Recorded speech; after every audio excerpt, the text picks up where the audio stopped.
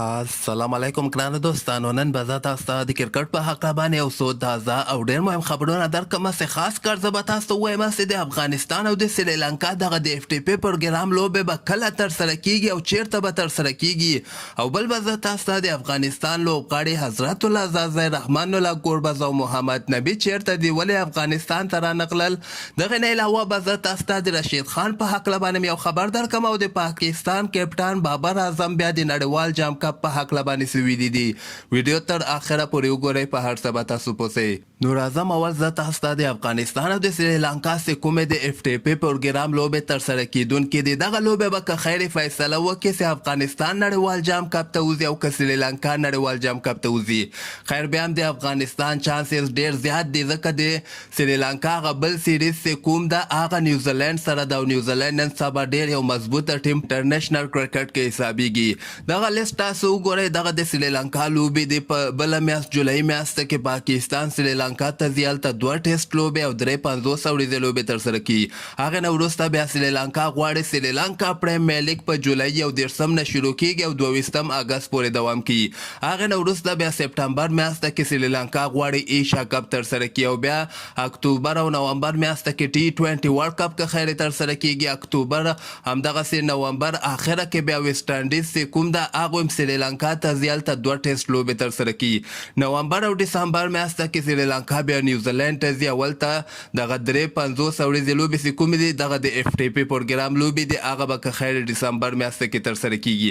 همدغسې ډسمبر میاشت کې بیا هندوستان هم سریلانکا سره 15 50 اوریزې لوبې ترسره کیږي. خو دغلته که خیر د افغانستان او د سریلانکا دغه د اف ټي پي پروګرام 3 50 اوریزې لوبې به په کال 2023 اولنۍ میاشت یعنې جنوري میاشت کې به که خیر دغه لوبې ترسره کیږي او دغه به په سریلانکا کې ترسره کیږي. حالان کې سریلانکا ویلې موږ غوښتل چې دغه لوبې مخکې وکړو خو د موږ د ملک حالات هم ګډوډ شول او دغه کال کې د موږ لپاره ډېر چیلنجونه دي. اول پاکستان راځي، بیا سریلانکا لیګ شروع کیږي، بیا T20 ورلد کپ، د هغې نه مخکې موږ غواړو ایشیا کپ هم په کامیابۍ سره ترسره کړو. ځکه وایي موږ غواړو چې افغانستان سره په کال 2023 کې اولنۍ میاشت کې دغه د اف ټي پي پروګرام لوبې ترسره کړو. بل به زه تاسو ته د افغانستان حضرت الله زازی رحمان الله ګوربز او محمد نبي دغه لوبغاړي ولې افغانستان ته نه دي راغلي. بل طرف ته که تاسو وګورئ هغه څو ورځې مخکې د افغانستان زیاتره لوبغاړي لاغړل. خو زه به تاسو یو خبره وکړم چې رشید خان خو هلته خو انګلینډ ته تللی دی، یعنې رشید خان په T20 بلاس لوبه کې لوبېږي او دغه نور لوبغاړي چې کوم دي مجیب زدران، حضرت الله زازی رحمان الله ګوربز، محمد نبي دغوی فی الحال په دوبۍ کې دي. دغوی به امکان لري چې دغه رحمان الله ګوربز او مجیب زدران د T20 بلاس په طرف باندې یعنې د انګلینډ په طرف باندې روان سي، هلته په T20 بلاس کې ولوبېږي.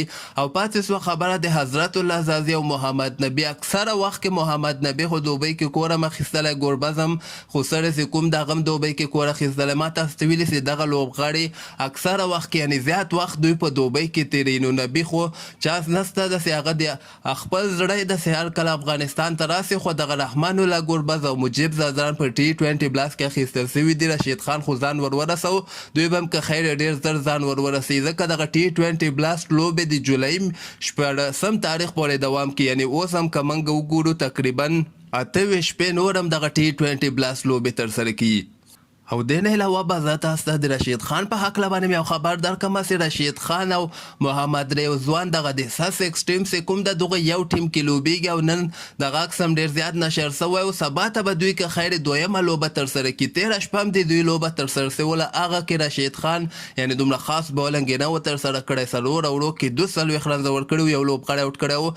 سبا ته که خیر ماښام ټایم کې 6 بجې به رشید خان د ساسکس لپاره دویمه شروریزه لوبه کې ولوبېږي. او دې نه علاوه به زه تاسو ته د پاکستان کپټان بابر اعظم چې کوم د تازه دغه خبر ورکړی ده چې غواړم دغه 18 میاشتو کې 2 نړیوال جام کپونه د پاکستان لپاره وګټم.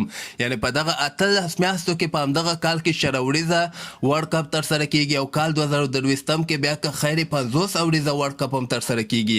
بابر اعظم مقصد دغه ده چې غواړم د پاکستان لپاره دغه T20 ورلد کپ هم وګټم او هغه کال 2023 کې چې 50 اوریزه ورلد کپ په هندوستان کې ترسره کیږي هغه هم غواړم د پاکستان لپاره په دغه 18 میاشتو کې وګټم.